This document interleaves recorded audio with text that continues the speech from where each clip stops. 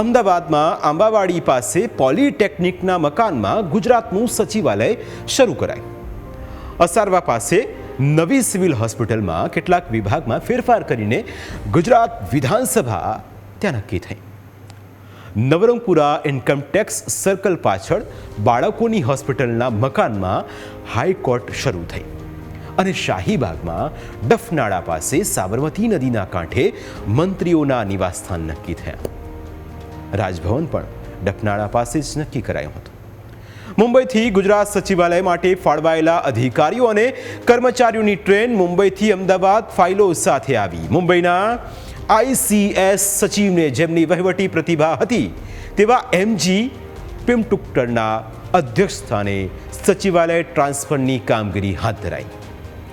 એવું કહેવાય છે કે પિમટુકટર કેટલા બધા કુશળ અને નકશીદાર કે કર્મચારીઓના જૂથો માટે જુદા જુદા રહેણાંકના વિસ્તારો નક્કી કર્યા હતા.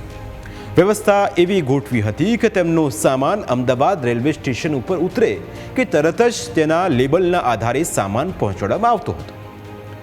તે સમયે ગુજરાતમાં ડાંગ આવતા કુલ 17 જિલ્લા હતા. વલસાડ અને ગાંધીનગર જિલ્લા પાછળથી 1964માં અસ્તિત્વમાં આવ્યા.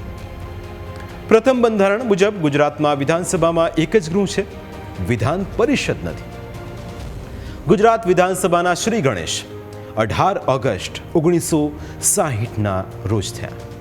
પ્રથમ દિવસે ધારાસભ્યોની શપથ વિધિ યોજાઈ અને બીજા દિવસે ગવર્નરનું પ્રવચન થયું.